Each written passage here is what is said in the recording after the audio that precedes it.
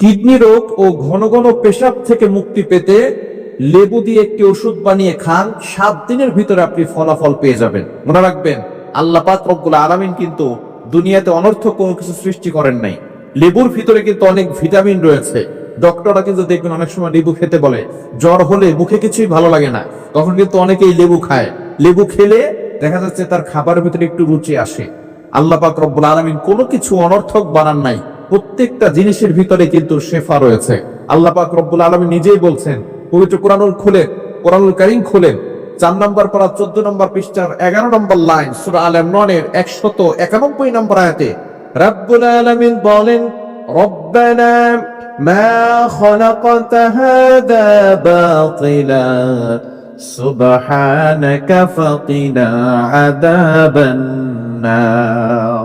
আল্লাহ পাক রব্বুল আলামিন এই দুনিয়াতে কোনো কিছু অনর্থক সৃষ্টি করেন নাই। আল্লাহ পাক রব্বুল আলামিন প্রতিটি জিনিসকে মানুষের খেদমতের জন্য সৃষ্টি করেছেন। আমাদের অনেকের কিডনি রোগ হয়, কিডনিতে পাথর জমে যায়, এরকম হয় কি হয় না? অনেকের ঘন ঘন পেশাব হয়, অনেকেই এমন রয়েছে ঘন ঘন পেশাব আসতে থাকে। সে নামাজ পড়বে, এক ওযু দিয়ে অন্য নামাজ করতে পারে না। যদিও প্রত্যেক নামাজের শুরুতে ওযু করে নেওয়া উত্তম, তবে আপনার যদি সবসময় ওযু থাকে তাহলে আপনি যে কোনো সময় ভালো কাজ করতে পারেন এবং ওযু অবস্থায় থাকা ভালো। কিন্তু অনেকের ঘন ঘন পেশাব হওয়ার কারণে এটা সে ঠিক রাখতে পারে না, ওযুটা রাখতে পারে না। আবার অনেকের দেখবেন উচ্চ হাই প্রেসার হয়ে যায়, উচ্চ রক্তচাপ হয়ে যায়।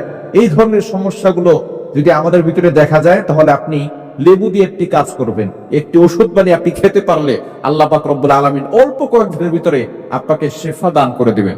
এখন আমরা একটু জানবো যে কিডনি রোগগুলো কেন হয়। সাধারণত অল্প পানি যারা খায়, অনেকে আছে অল্প পানি খায়, পানি খেতে চায় না। আপনি যথেষ্ট পরিমাণ পানি খাওয়ার চেষ্টা করবেন। এই জন্য দেখবেন চিকিৎসা বিজ্ঞান যারা আছে, আমি যখন ইন্ডিয়া প্রোগ্রামে গিয়েছিলাম তখন আমাকে ইন্ডিয়ার ডক্টর গুলো খুবই ভালো, তারা আলেমদেরকে অনেক রেসপেক্ট করে, আমাদের আলোচনাগুলো তারা শুনে থাকেন। বলতেছে, হুজুর আপনি বেশি বেশি করে পানি খাবেন এবং পানি খেলে কিডনি ভালো থাকে, কিডনি ভালো থাকবে। কিন্তু আমরা অনেকেই পানি খাই না। এই গরমের ভিতরে দেখবেন অনেকেই পানি ঠিক মতো খেতে চায় না। আপনি বেশি বেশি করে পানি খাবেন এবং লবণাক্ত খাবারগুলো কম খাওয়ার চেষ্টা করবেন। বিশেষ করে অনেকে অতিরিক্ত আলগা লবণ খায়, অর্থাৎ ভাতের সাথে বেশি অতিরিক্ত লবণ খায়। লবণ খেলেও কিন্তু আপনার কিডনিতে সমস্যা হয়ে যাওয়ার সম্ভাবনা আছে।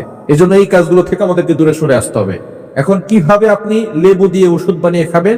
আপনি প্রতিদিন সকালবেলা খালি পেটে 2 চা চামচ লেবুর রস দিবেন এবং কুসুম গরম পানিতে আপনি এই লেবুর রসটা দিয়ে দিবেন। এরপর আপনি খালি পেটে ওই পানিটা খাবেন। ইনশাআল্লাহ অল্প কয়েকদিনের ভিতরে ভালো ফলাফল আসবে। তবে আরো একটি আমাদের কথা বলে দিব, এই লেবুর রসটা যখন আপনি দিবেন 1-2 চা চামচ কুসুম গরম পানির ভিতরে, অবশ্যই তখন সূরা ফাতিহা পড়ে ফু দিয়ে দিবেন। কেননা দাওয়াও লাগবে, দোয়াও লাগবে। শুধু সূরা ফাতিহা পড়বেন আর আল্লাহর উপরে ভরসা করে বসে থাকবেন, বিষয়টা এমন নয়। আপনি চিকিৎসকের কাছে যাবেন। হ্যাঁ, যাদের অতিরিক্ত বড় সমস্যা হয়ে গেছে তারা অবশ্যই ডাক্তারের শরণাপন্ন হবেন, ডাক্তারের সাথে কথা বলবেন, চিকিৎসকের পরামর্শ নিয়ে তারপরে কাজ করবেন।